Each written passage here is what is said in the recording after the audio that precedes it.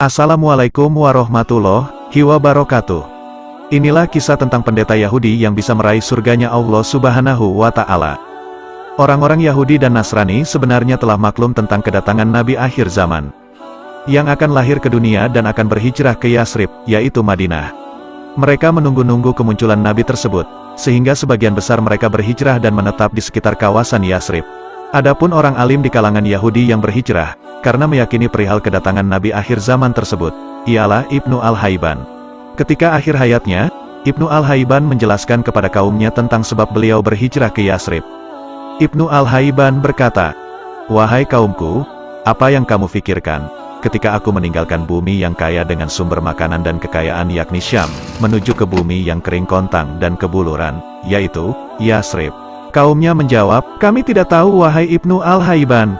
Ibnu Al-Haiban menjawab, "Demi Tuhan, aku tidak keluar dari bumi yang kaya segala sumber, kecuali karena pengetahuanku, bahwa seorang nabi akan dibangkitkan di negeri ini, dan nabi itu akan berhijrah ke perkampungan ini. Sekarang adalah waktu kemunculannya, dan jika benar, ia telah bangkit, janganlah kamu biarkan seorang pun terlebih dahulu menemuinya, agar nabi akhir zaman itu mendapat perlindungan dan tidak diancam." Akan tetapi Ibnu Al-Haiban meninggal dunia 2 tahun, sebelum diutusnya Rasulullah Muhammad Sallallahu Alaihi Wasallam. Namun Ibnu Al-Haiban sempat mengajarkan kepada kaum Yahudi, tentang tanda-tanda kebenaran yang ada pada Nabi akhir zaman tersebut, menurut ajaran di kitab Taurat. Pada waktu itu orang Yahudi selalu berteriak-teriak perhabaran tentang kebangkitan Nabi akhir zaman ini, kepada bangsa Arab, khususnya kepada kaum Aus dan Khazraj. Karena mereka menyangka Nabi tersebut akan lahir dari bangsa Yahudi. Mereka berkata, "Sesungguhnya sekarang telah hampir tiba kebangkitan Nabi akhir zaman, yang kami, yaitu bangsa Yahudi, akan mengikutinya dan memerangi kamu bersamanya, sebagaimana hancurnya kaum Ad dan Iram." Bahkan mereka berdoa, sebagaimana yang diriwayatkan oleh Imam Al-Baihaqi, "Ya Tuhan, utuslah Nabi akhir zaman ini yang kami dapati termaktub di dalam kitab kami, yaitu Taurat, sehingga nanti kami boleh mengalahkan dan membunuh orang-orang penganut ajaran Arab." Kemudian Allah Subhanahu wa Ta'ala mengutus Nabi Muhammad Sallallahu Alaihi Wasallam, yakni penutup para nabi di kalangan bangsa Arab. Lalu bangsa Yahudi mulai mengingkari kebenaran Nabi Muhammad Sallallahu Alaihi Wasallam, bahkan menyimpan perasaan dengki terhadap bangsa Arab, karena Nabi itu bukanlah dari bangsa mereka. Terdapat 3 kumpulan Yahudi yang berada di Madinah ketika itu, yaitu Bani Nadir, Bani Koinuka, dan Bani Quraizah. Setiap kumpulan mempunyai pemimpinnya masing-masing. Salah seorang pemuda dari Bani Quraizah berkata kepada kaumnya, ketika dia melihat Nabi Muhammad Sallallahu Alaihi Wasallam tiba di Madinah, "Wahai kaum Bani Quraizah, demi Tuhan, sesungguhnya dialah Nabi akhir zaman yang dijanjikan kepadamu, sebagaimana yang diceritakan Ibnu Al-Haiban." Tetapi ketika kaum Yahudi mendengar hal itu, mereka segera mengingkari sekeras-kerasnya, bahwa Nabi akhir zaman itu bukanlah Nabi Muhammad Sallallahu Alaihi Wasallam yang dimaksudkan oleh Ibnu Al-Haiban. Allah Subhanahu wa Ta'ala membantah sikap kaum Yahudi ini, sebagaimana dalam firman-Nya, "Dan setelah sampai kepada mereka kitab, yaitu Al-Quran dari Allah yang membenarkan apa yang ada pada mereka, sedangkan sebelumnya mereka memohon kemenangan atas orang-orang kafir, ternyata setelah sampai kepada mereka apa yang telah mereka ketahui itu, mereka mengingkarinya." Quran Surat Al-Baqarah ayat 89. Sekalipun kebencian kaum Yahudi terhadap bangsa Arab begitu membara, tetapi di kalangan mereka ada juga yang memeluk Islam, dan meyakini ajaran yang dibawa Nabi Muhammad Sallallahu Alaihi Wasallam. Di antaranya ialah Al-Husain bin Salam bin Al-Harith, yang dikenali dengan nama Abdullah bin Salam. Nama lengkapnya adalah Abdullah bin Salam bin Harits Al-Israeli. Beliau juga dijuluki dengan Abu Yusuf Al-Israeli, karena masih memiliki jalur nasab dengan Nabi Yusuf bin Yakub, bin Ishak bin Ibrahim alaihimussalam. Nama aslinya adalah Husain. Kemudian setelah memeluk Islam, Nabi Muhammad Sallallahu Alaihi Wasallam mengganti namanya menjadi Abdullah. Abdullah bin Salam sangat dihormati oleh kaum Yahudi, karena beliau mempunyai hubungan genealogi dengan Yusuf bin Yakub, bin Ishak bin Ibrahim, alaihimussalam. Abdullah bin Salam juga sangat dihormati oleh masyarakat Arab di Yasrib, karena beliau memang seorang yang memiliki akhlak dan pribadi yang baik. Sebelum beliau memeluk Islam, beliau merupakan rahib, yaitu pendeta di kalangan Bani Koinuka, yang memiliki banyak pengetahuan mengenai ajaran Taurat. Abdullah bin Salam sering mengajar di sinagogi, dan sering menjadi rujukan orang-orang Yahudi setelah kematian Ibnu Al-Haiban. Setelah memeluk Islam, beliau menjadi salah seorang sahabat Nabi yang bukan dari bangsa Arab, bukan pula orang yang pertama masuk Islam pada waktu itu. Namun keteguhan iman Abdullah bin Salam dinyatakan Allah di beberapa ayat Al-Quran, yaitu di dalam surat Al-Ahqaf ayat 10 dan surat Ar-Rodu ayat 43, yang turun berhubungan dengan ajaran Islam yang dibawa oleh baginda Rasulullah Shallallahu Alaihi Wasallam. Katakanlah, terangkanlah kepadaku bagaimana pendapatmu jika sebenarnya Al-Quran ini datang dari Allah, dan kamu mengingkarinya.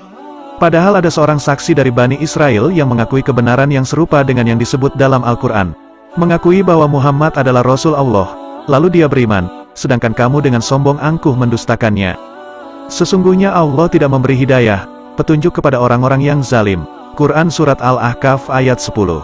Berkatalah orang-orang kafir, kamu Muhammad sesungguhnya bukan seorang yang dijadikan Rasul. Katakanlah, cukuplah Allah menjadi saksi antara aku dan kamu, dan antara orang yang mempunyai ilmu Alkitab, yaitu ahli kitab yang memeluk Islam. Quran Surat Ar-Rodu, ayat 43. Dikisahkan, pada awal keislamannya, ketika kabar kedatangan Nabi Muhammad Shallallahu Alaihi Wasallam ke Madinah, sampai di telinga Abdullah bin Salam. Abdullah bin Salam kemudian mencari informasi siapakah Nabi Muhammad Shallallahu Alaihi Wasallam itu. Keyakinan Abdullah bin Salam bahwa Nabi Muhammad Shallallahu Alaihi Wasallam adalah Nabi terakhir belum 100%.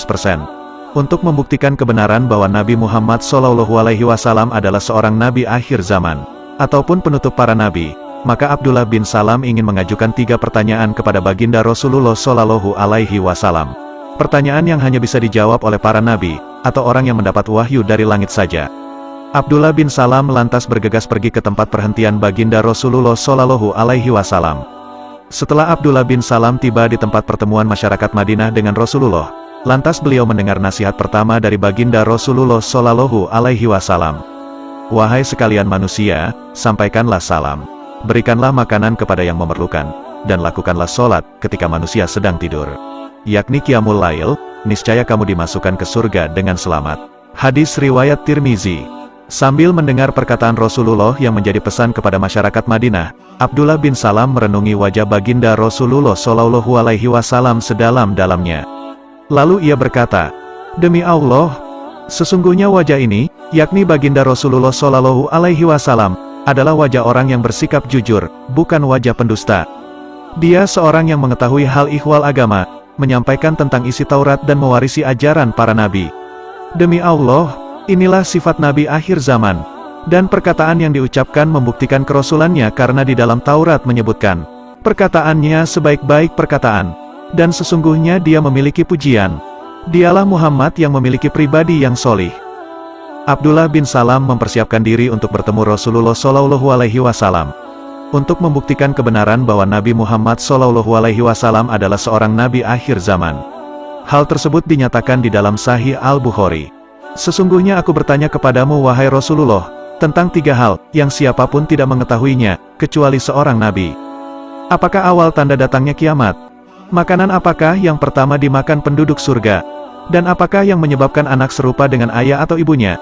Rasulullah Shallallahu Alaihi Wasallam terdiam sejenak. Kemudian beliau bersabda, baru saja Jibril memberitakan jawaban kepadaku, tentang 3 perkara tersebut. Abdullah bin Salam berkata, Jibril. Rasulullah Shallallahu Alaihi Wasallam menjawab, ya Jibril.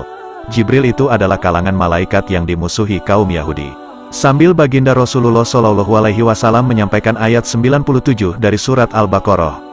Katakanlah wahai Muhammad, barang siapa menjadi musuh Jibril, maka ketahuilah, bahwa dialah yang menurunkan Al-Quran ke dalam hatimu, dengan izin Allah.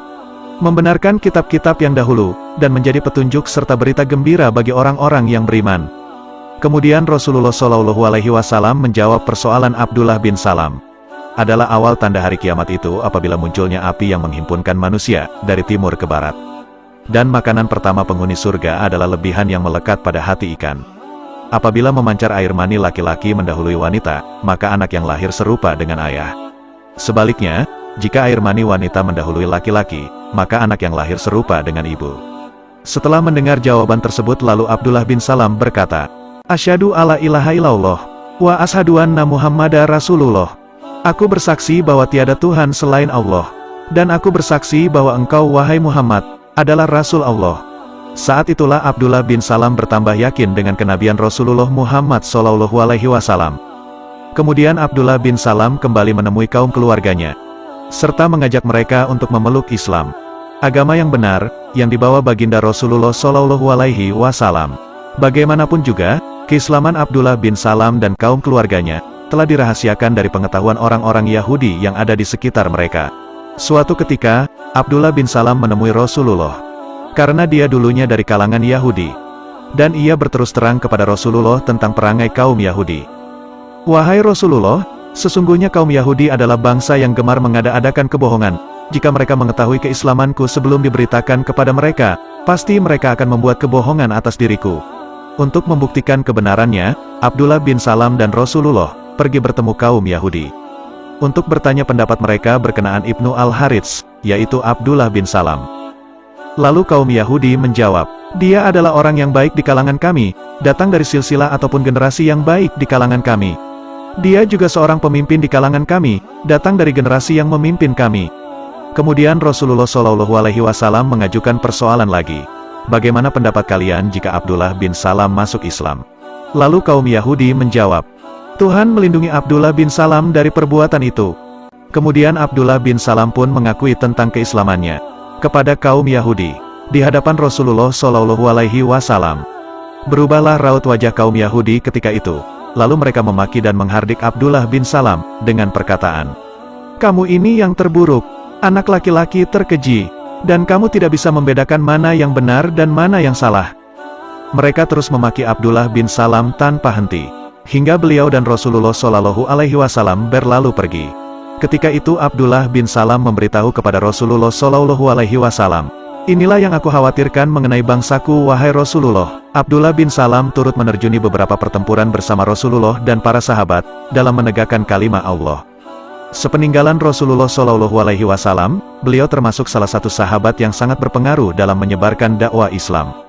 Keutamaan Abdullah bin Salam bisa dibaca di dalam Sahih Bukhari pada bab Manaqib Abdullah ibni Salam dan Sahih Muslim pada bab Fadail li Abdullah bin Salam. Salah satunya adalah kesaksian Rasulullah bahwa Abdullah bin Salam merupakan ahli surga, sebagaimana diriwayatkan oleh Sa'ad bin Abi Waqqas. Beliau berkata, saya tidak pernah mendengar Rasulullah berkata kepada seorang yang masih hidup, bahwasannya dia adalah ahli surga, kecuali kepada Abdullah bin Salam. Abdullah bin Salam meninggal pada tahun 43 Hijriah di Madinah, yakni pada masa kepemimpinan Ali bin Abi Thalib radhiyallahu anhu. Demikian sekilas kisah Abdullah bin Salam, rabi dari kalangan Yahudi yang kemudian memeluk Islam, kemudian menjadi salah satu sahabat Nabi yang sangat berpengaruh mendakwahkan agama Islam, hingga beliau dapat meraih surganya Allah Subhanahu wa Ta'ala. Mudah-mudahan kita dapat mengambil hikmah dari kisah ini. Wallahu alam. Wassalamualaikum warahmatullahi wabarakatuh.